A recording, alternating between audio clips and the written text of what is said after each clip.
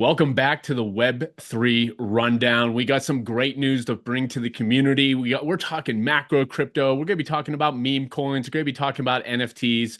Just a lot of great stuff Joe and I are going to go over. Joe, we're a couple days into about a week into October. How you feeling? I'm ready. We've been waiting for this the whole year. Let's go. I know we talked a lot about it on the last rundown. I recall even it was the first couple days of October, or what we like to call it, Uptober, and things were, starting off a little slow, but it always takes like 1 to 2 weeks to really start to catch in October. And over the weekend, it was a green weekend. Bitcoin was up, Ethereum, Solana was up, and we all love to talk about the meme coins. Those were also up as well. But do want to share my screen here with everybody and show an extremely interesting tweet that kind of makes me even more bullish with what's going on out there in the world of, just really the macro. As you can see, Bob Lucas here, who is a great follow out there on Twitter. And this tweet really caught my eye, Joe. It says, sometimes a script looks too perfect. It's hard to believe. It talks about Bitcoin closes the second year of a 4-year cycle next month. And we're entering the third and historically the most explosive year of part of this cycle. An 8-month base has been built, sentiment reset, and rates are starting to ease. We talked a lot about rates earlier, about the opportunity out there, how rates are going to also push the crypto market, push the stock market. But that's an extremely bullish tweet in my eyes, just talking about Bitcoin and the macros overall. Joe, how's your gut feeling? Yeah, I saw a note. Let me share my screen also. I found something very interesting that kind of goes aligned with what you're talking about. And that is BlackRock talking about how crypto is the fastest, is faster adoption than internet and mobile phones, which kind of blew my mind because I thought internet was pretty quick, mobile was pretty quick. But maybe because we have internet and mobile, crypto is a lot easier to take off. And BlackRock probably did spend a lot of money on this before they started to ETFs and whatnot. And they have a lot of visibility on the back end. And it kind of goes along with what you're saying. I can see, analysis behind why this could be a record-breaking cycle. So I'm definitely excited about that. Yeah, you know who's trying to poo-poo on our parade? You have any guess? Mm-mm. The man, the myth himself, Gary Gensler. He's Of always course. talking. He's always causing issues out here. And this just came across the newswire earlier today. Crypto.com suing the SEC and Gary after receiving a Wells notice. Of course, the SEC is firing off more Wells notices to major crypto companies, the Robinhoods, the Coinbases, and now Crypto.com is in their sights. Joe, this feels like it's kind of they're just doing this constantly. Every couple of weeks, we wake up and there's a new Wells notice being issued to a major crypto player out there. But from my point of view, it doesn't feel like the SEC is getting very far with a lot of these, sharing a lot of these notices. Yeah, it seems like they're just shotgunning it.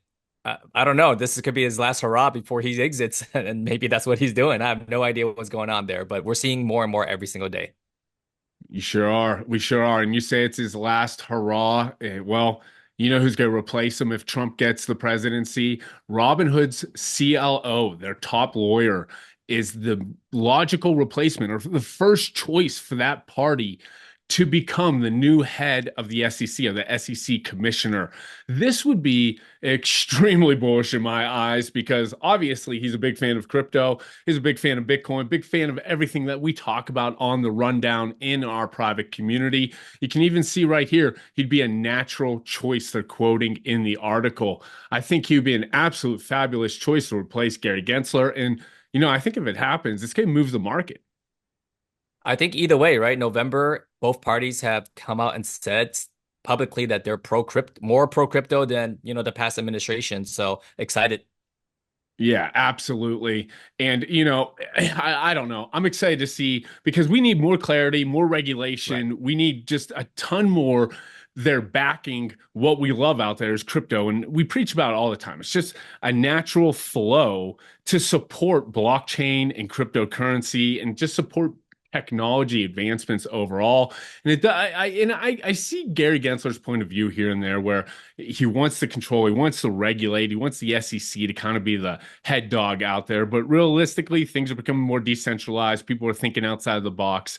And I do think we need a new face out there representing the SEC and where we're moving. And some other really interesting news I wanted to share with everyone, I'm going to share my screen as well here, is that we have an announcement from the FTX estate bankruptcy plan. Why this is so interesting is, man, when this first happened, and what was it in 2022? I thought it was bad. This was a bad event. I've been a Yeah. crypto bull. I'm one of the bullish people out there, but when I found out people essentially got rugged by FTX, I was nervous. How did you feel about that?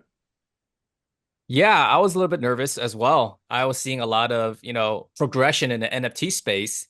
Coachella launched a lifetime pass and it was stuck within the FTX arbitration and people they were made whole, just an FYI. But we just saw a lot of, backward movement. It brought us back that a lot of people in the industry said that and yeah, which is a bad, I would say, few months overall, looking back at it for crypto overall. Yeah, I'm taking a look a little bit at this article here. It looks like some people are getting up to 118% of the value of their holdings. Some are getting up to 140% of their holdings. And from what I understand, it's going to be paid back in cash as well. Ooh. And that's interesting to me as well, because I do think this could have been a more of a negative event if people got cryptocurrency back, just because there were some people that Interesting. were burned and they might have Yeah. insta sold their crypto because they're like, you know what, I got burned once, I don't want to do it again. But with them getting back that money, it's extremely interesting to me because they're getting it back in cash. And I would imagine people that were, there's a good amount of people there that lost money but are still in the cryptocurrency world are going to get this lump sum of cash and hopefully pile it right back into Bitcoin. What are your thoughts there?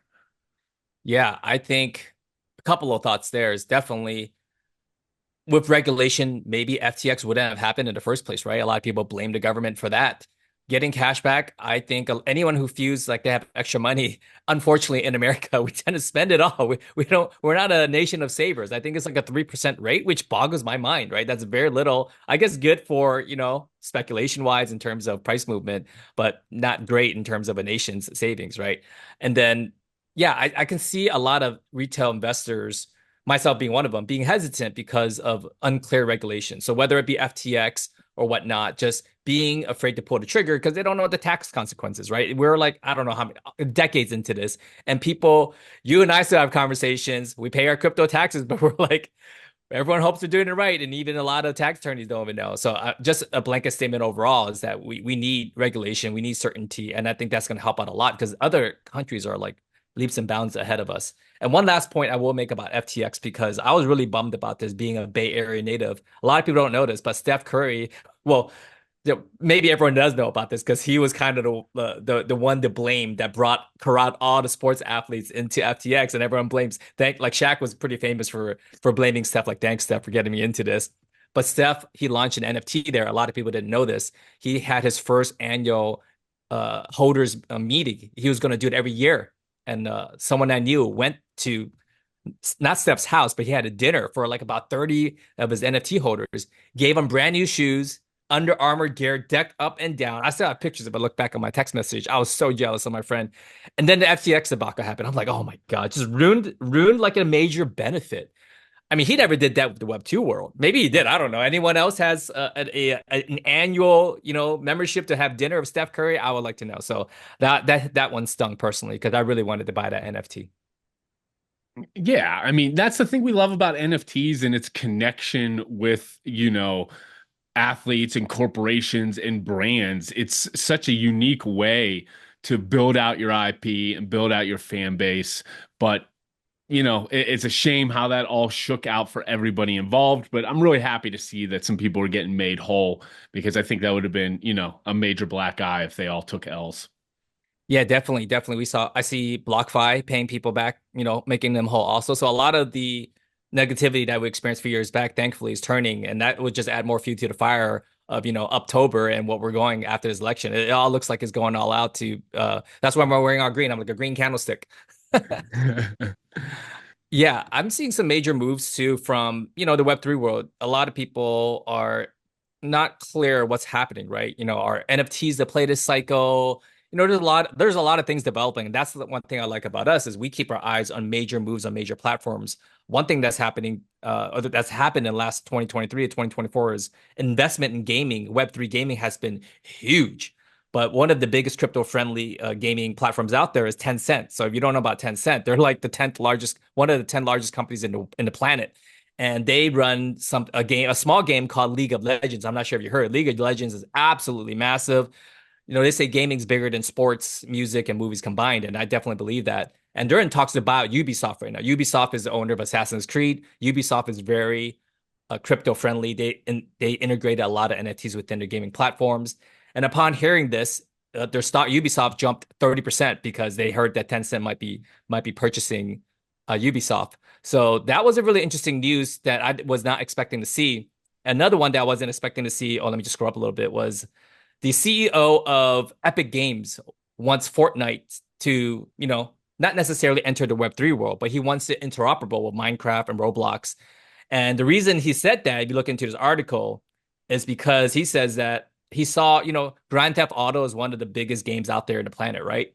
And they have this Mhm. in-game economy where people spend millions of dollars. And the CEO of Fortnite came out and said himself, he goes, why would you spend money even in our game and you're not able to use it again? Like, who would do that? Right. So he really wants to make it an economy, not only for his game, but it to be interoperable with other games.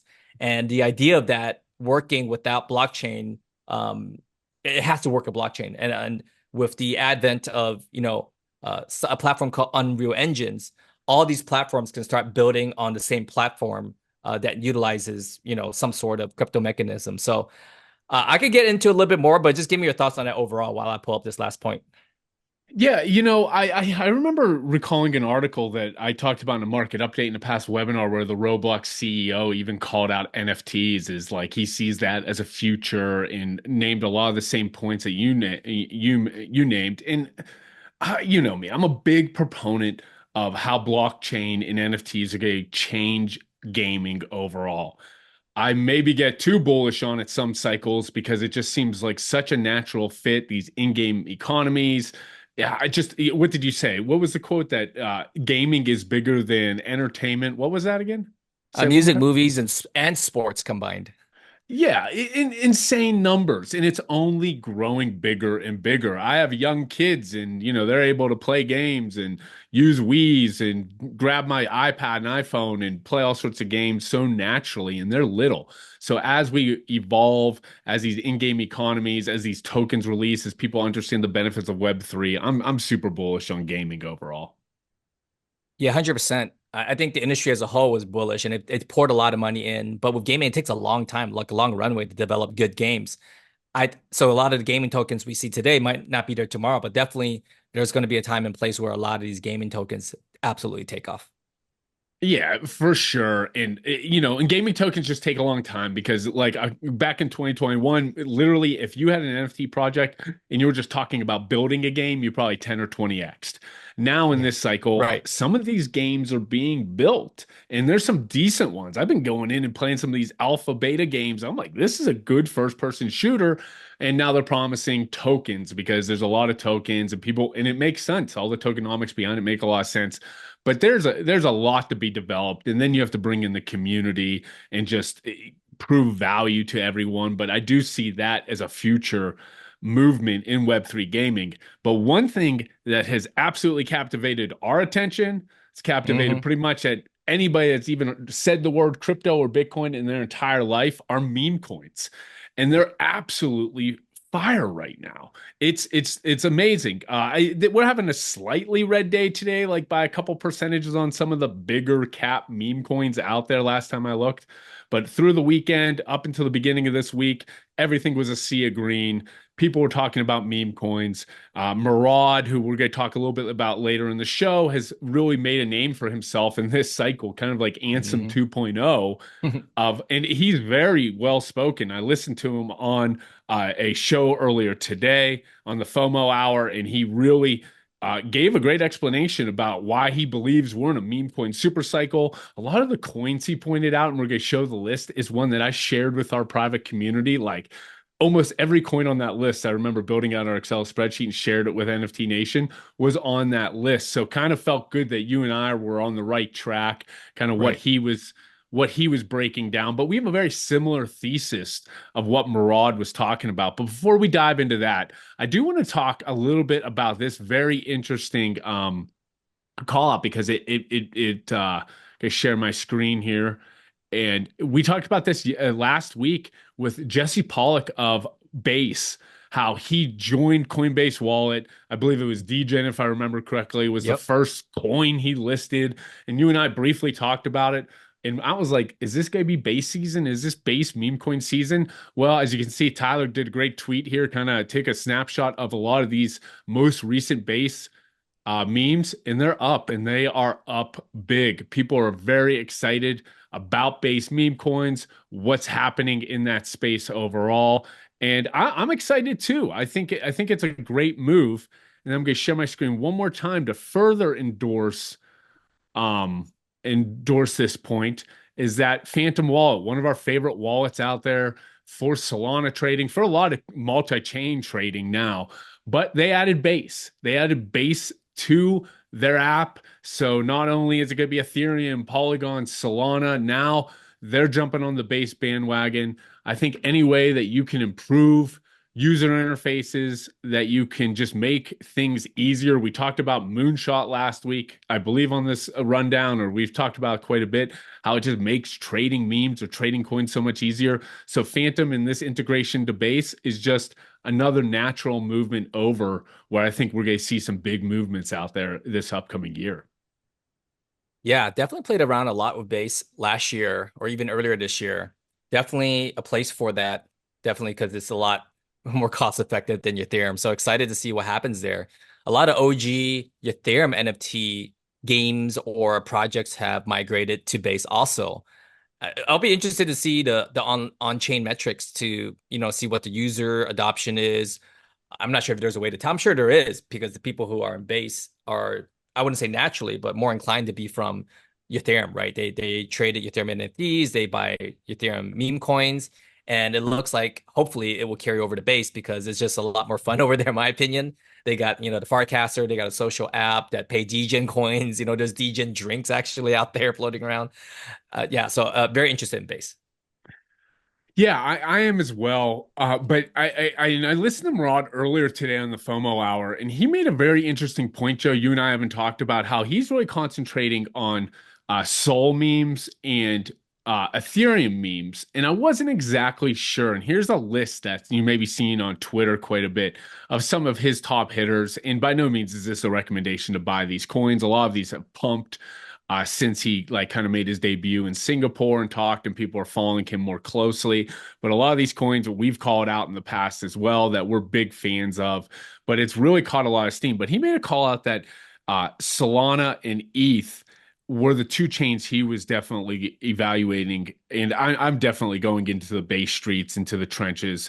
But he talked a lot how like a lot of altcoin money, how like altcoins were kind of like the big move for a really long time. And it's venture capitalist backed. And you can, a lot of people, why they got into altcoins, because they love the big gains. And that's why he believes the meme coin supercycle is going to take off as well, because you get a great community, just like NFTs in 2021. You get an opportunity to literally get rich, and they're just a ton of fun. And they're not VC backed, they're truly decentralized. Well, a lot of these coins can become truly decentralized with like community takeovers, but there's just a wealth of money, he said, in both Solana and Ethereum. And he said once some of that money starts to realize, like people holding alts or people just holding massive positions in ETH and Sol, once they start to realize that we truly are in a meme coin super cycle, he believes that Sol and the ETH memes are going to take off because a lot of that money from the altcoin market could rotate into the memes.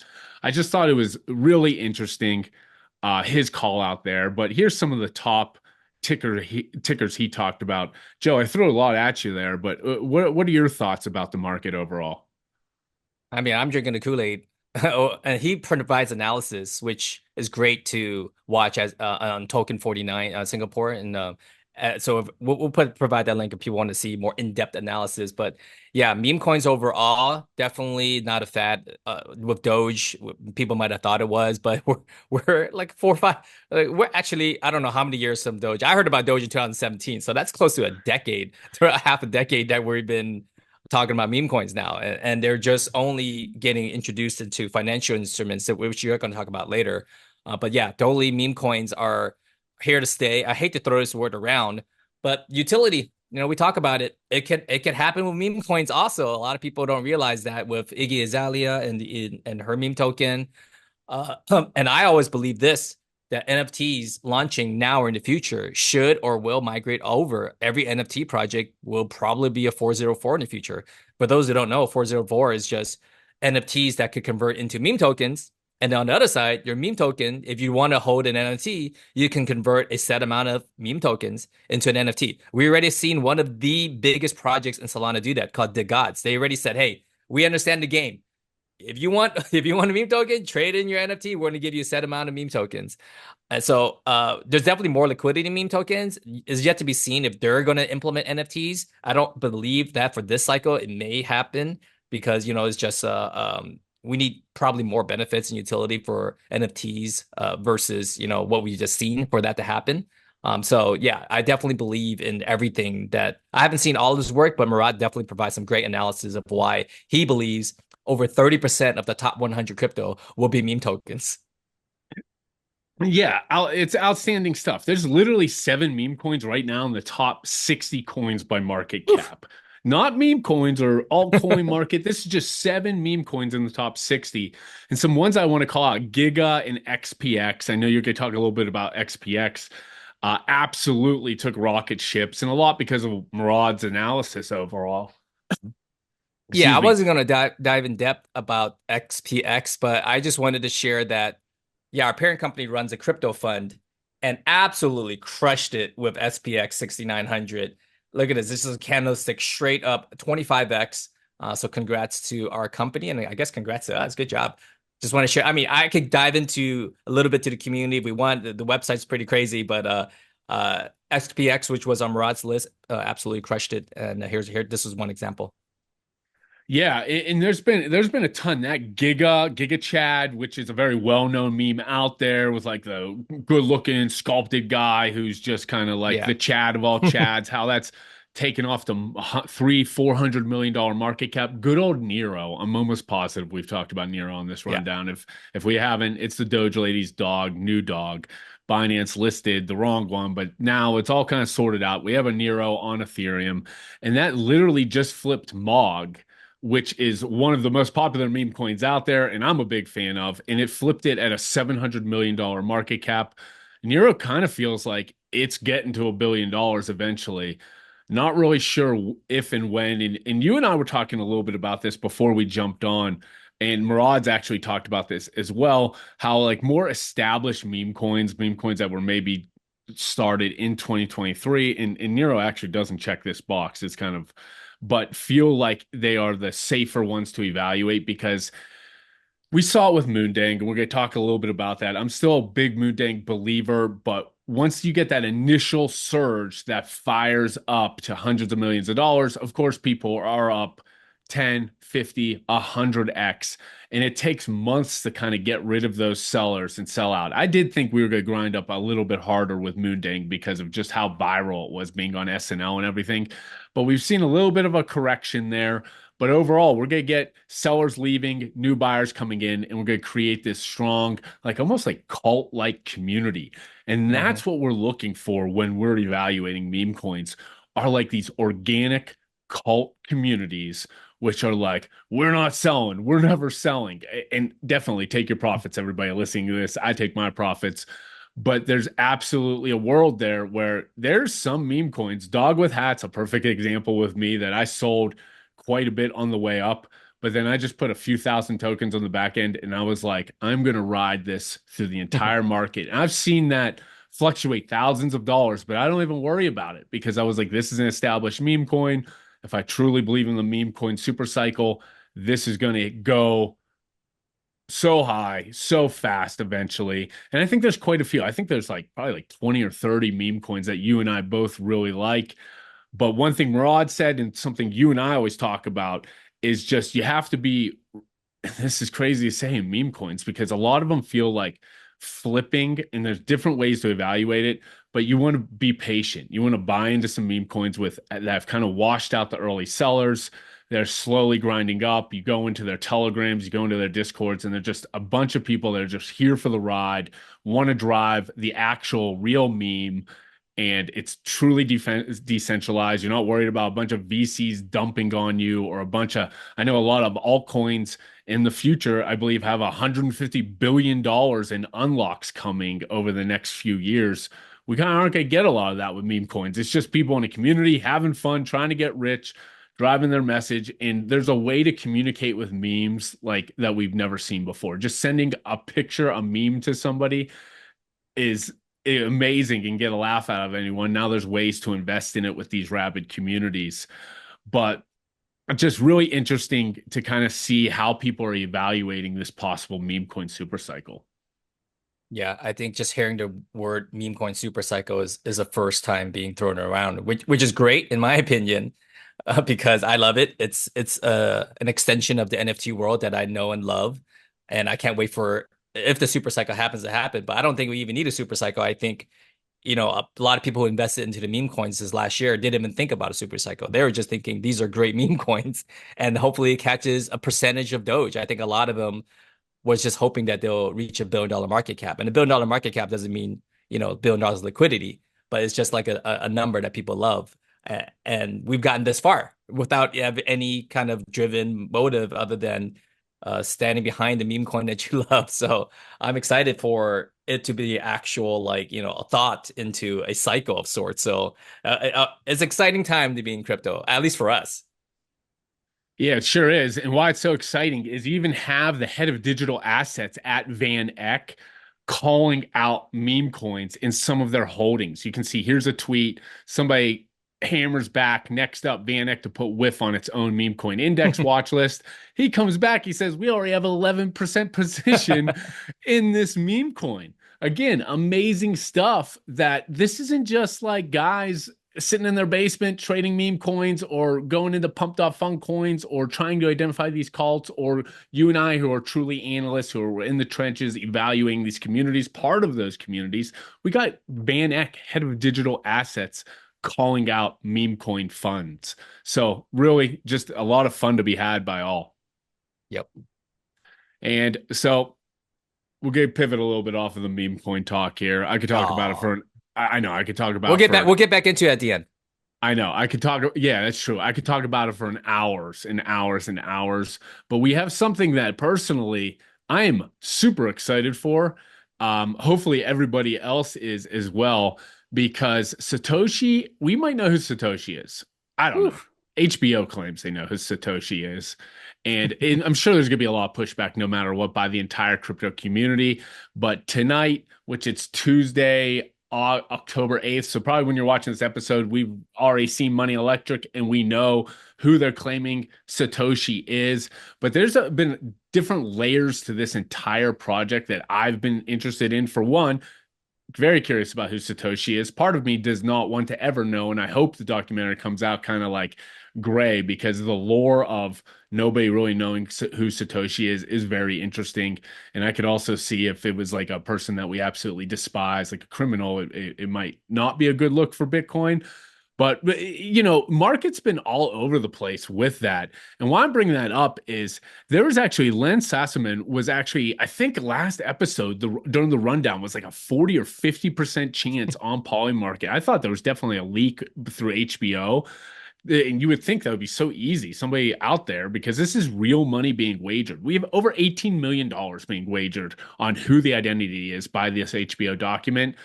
And the market has definitely pivoted off of Len. And now we're looking at Szabo, Nick Szabo, who could make a lot of sense. I think Adam Back makes a ton of sense.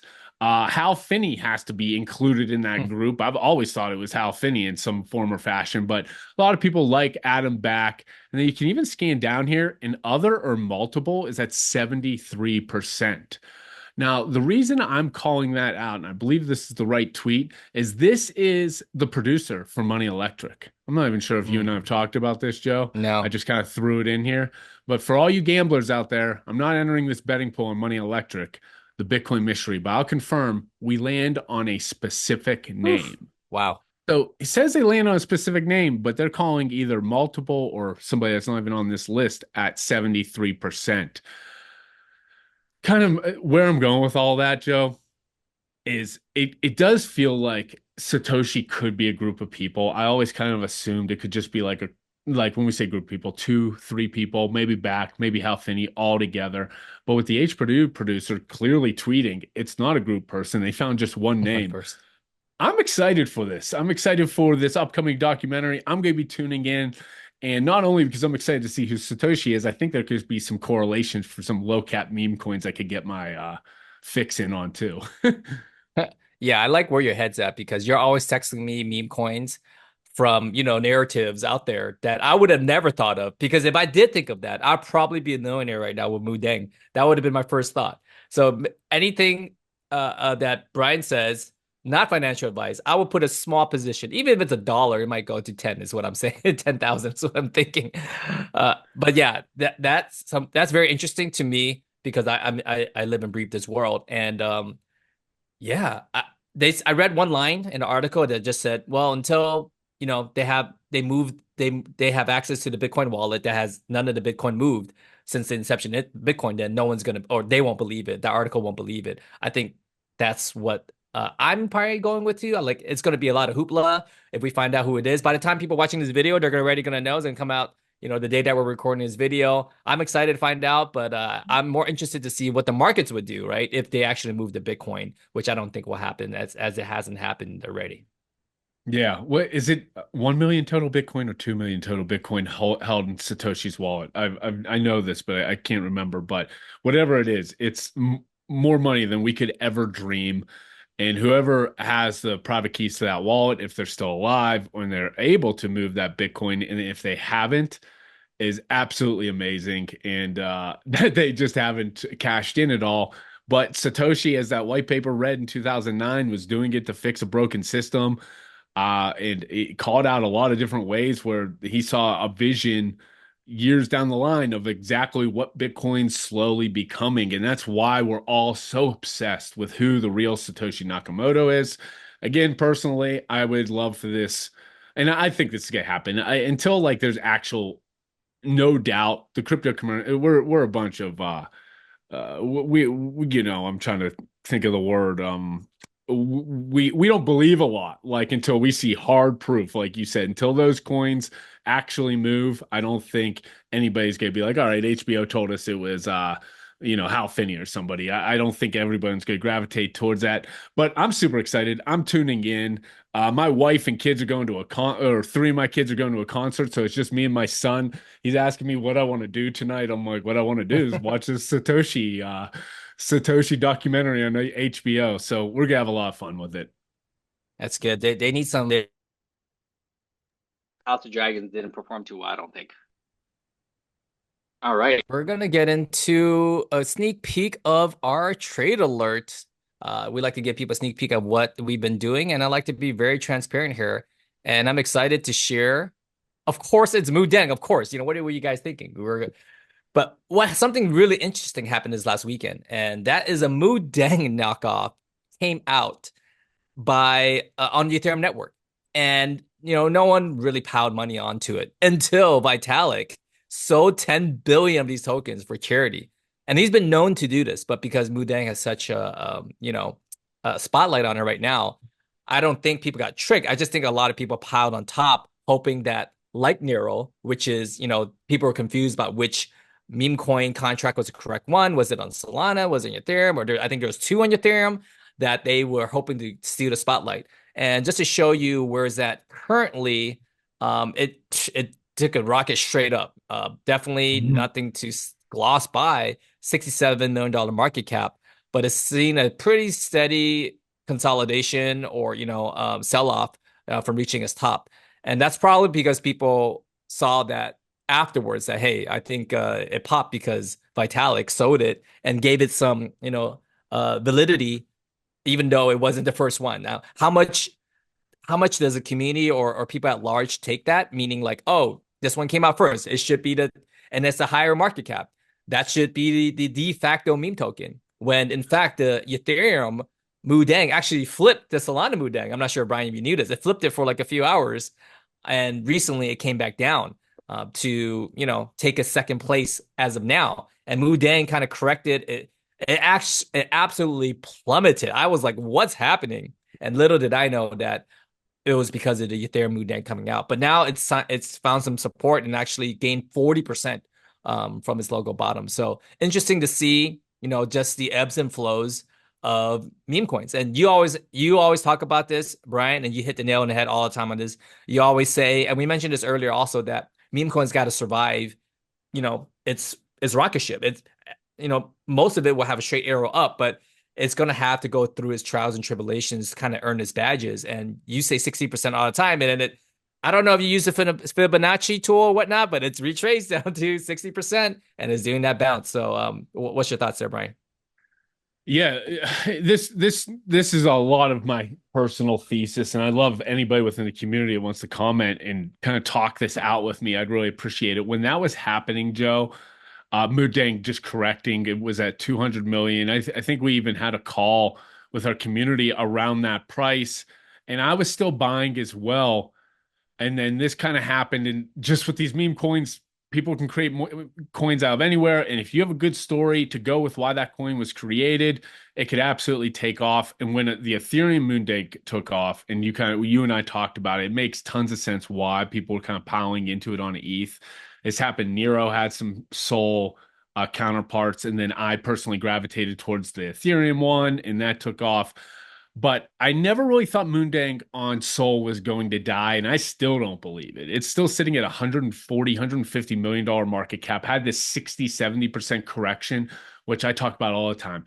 If it's a coin I like, that's a good meme, just good coin overall, and it has a huge correction, I am like right there with the safety net buying it up, because I do think there's usually a bounce. You're flushing out the people that are going for the quick buck. Then you find this baseline crazy community that like, we're never selling until $1 billion or $10 billion. And you could really catch some uptrends. And almost all the top meme coins have done this. The Popcats, the Mogs, the dog with hat. I've held that coin since it was 14 cents or something, and it's at like, it went all the way up to $4 or $5, and now it trades like around 250. Never once was I took profits so I could hold these things long, but never once was I really worried to get about getting shaken out, because I see the overall thesis for this all to build out. And I think Moondank's going to do the same thing. We need it to get a little bit more sophisticated and mature in the meme coin space before we start piling it into like a top 20 meme coin. But it has all the right things. It's very memeable. People are creating copies of it on other chains. But at the end of the day, the one on Sol is still the one that I lean towards more, because it was the first one. It was kind of the one that caught the viral moment. And it seemed to found support. When I'm not a TA expert, and if you're doing a lot of TA on meme coins, you probably need some help. But that chart looks juicy. No, it found some support after a big correction. So I may buy some later in the week just to kind of keep my eyes on it. But a lot of those buys in these multi-hundreds of $1 million market caps, I'm really just dollar cost averaging in, and I'm going to hold for the next probably like 8 to 12 months and hope for this meme coin super cycle. Again, the majority of my holdings, just so everyone knows, isn't just standard cryptocurrency, some high-end NFTs, but meme coins are starting to grow bigger and bigger portion of my portfolio, and I have to reallocate a little bit. And that's why I think that like Sol and Ethereum memes, I've been thinking through it, like Murad said, are very interesting, because I'm a big Sol guy. So I love to take profits in Solana. It just feels like you're like putting it in a savings account or something, because we'll see a big move in Solana eventually as well. What's your thoughts there? Yeah, no, I'm just happy that you're a Solana guy now. When you first came on board, you're like Solana. Now it's like get you the hat, the t-shirt and everything. Yeah, I love it. I'm a big Sol meme coin lover personally. I can't even understand why people would even trade in and out of Ethereum meme coins anymore. I do understand why, because I came from Ethereum world, as many people did from 2017 all the way to the 2021 NFT bull run. And a lot of people uh, did very well with Ethereum based NFTs, and a lot of people absolutely got hammered with Ethereum based NFTs. And I couldn't imagine Ethereum NFTs, meme coins, I'm sorry, taking off as much as Solana or Base. We're seeing Base steal a lot of the limelight. So I definitely understand that there's old money in there. Personally, I will put my money on Base meme coins or Solana meme coins personally because it's so easy to get in and out with. Yeah, I need to do some more thinking along those lines. I think base meme coins absolutely are going to have their time to shine, and they already are starting. We talked about it last week. Solana is feels like the meme coin epicenter of the world. It's just so easy to transact, low fees, everything's moving. But there is this world where I see like Ethereum-based meme coins, like because Doge and Sheeb and Pepe, who I'm a huge fan of, they're just so established. Nothing's ever Mhm. taken them off. And if we truly become into this meme coin super cycle, some people are holding some alts like tokens that like I love. I love like Prime Gaming token. I love Aerodrome. Oh, that's a base token. I love Prime Gaming token. But I could see me moving some of my positions from like IMX or Prime into some of these, just taking it because I don't want to do a cross-chain swap. I don't want to do any chop. Just taking some profit out of those coins and just moving them into an Ethereum meme coin. There's just so much money on that chain. And same with Solana. I just see a path for a lot of these to really take off. But the most important thing is I don't think I think the Ethereum meme coins, there's going to be a select 5 or 10 of them, and there's already probably five we can name right off the top of our head that are Yeah. going to really dominate, and that you can just kind of slowly dollar cost average in and ride the waves. But we can get really wild with some pumps on Solana and Base, like you said, and there's established memes on both chains. Yeah, I like how we left out Bitcoin there. You know, you never know. Don't sleep on Bitcoin. It has the most liquidity. And I think No, you made a really good point because I keep on thinking people are like us. Like, oh, yeah, just get a base one and get it. People do not want to do extra work. You're like, it's on your Ethereum. I'm leaving it there. I'm not bridging. I don't know what you're teaching me. Just give me some meme coins on the network that I'm already on. So I could definitely see that's where the mass majority of people are. And people like you and me, who is a smaller category, who owns multiple wallets and multiple platforms, are far scarcer than the retail investor out there. So definitely because of that, that's why we're pretty bullish on Bitcoin meme coins also. We have positions in actually everything that we talked about. And one last note on meme coins is that, we have made some moves, that has done really, really well. And we're just going to continue, getting on top of the game, ahead of the game. So if you want to sneak peek on that, definitely, click on the link down below. Last shout out, I guess, to ourselves to give ourselves a pat on the back. We had our last call last week and oopsies, this is the wrong browser. Oh, let me just get to it really quickly. We did a call on NFL all day. I can't even get to it. Where is it? Boom. Okay, launch codes. This was a money printer for anyone that got involved. It is still sitting at close to 100% ROI. I know it sounds silly, only, 25 to $30 profit, but remember, you could get multiple of these. I had a friend, and personally myself, I made $100 just clicking a few buttons. My friend made $125 clicking a few buttons. And if you're Brian, you would most likely never sell these for profit. He actually got some packs too. He'll rip them and open them and try to go for a lottery ticket. But, sorry. Again, just like last week, the Jaden Daniels is already gone. This is the one you want, but it's always gone. And but the pack value is doing well. And there was 3 other pack drops along with this pack, but only this one made money. So you can't just go on there and buy anything. And we kind of dive deep into understanding why this is. So definitely, there's losers on there too. It's not just all winners go on there. You really have to do deep dive. So just a shout out to our holders, our communities, whoever's won there. yeah, Joe, you've been crushing it on that. My goodness, it's just amazing. You sent me a Slack message. You're like, max these out. I was like, all right, I'll max them out. I got some packs. You'd be proud of me. I did list a few.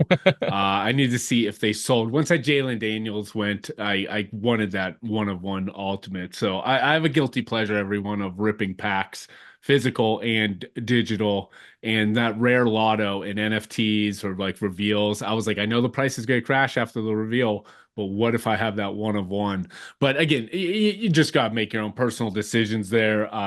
It's always important. I'm a big believer in taking profits as well on the way up. You always have to take your initial entry price in, take it off the table so you can, get a little bit riskier out there. But like Joe said, we're talking about all things NFT, Web3 related, meme coin related within our private community. We're going to dive even deeper literally every single week, talking more about meme coins because that's where the attention is. That's where our attention is. And community, fun, and you can literally get rich. It's the playbook of NFTs of 2021. I do believe NFTs are going to be here to stay and continue to grind out. But right now, liquidity is in meme coins. So if you want to learn a little bit more, again, links down below. Definitely check it out. Joe, as always, it's great chopping it up with you. I guess until next week, huh? Yeah. See you guys next week. Later, guys.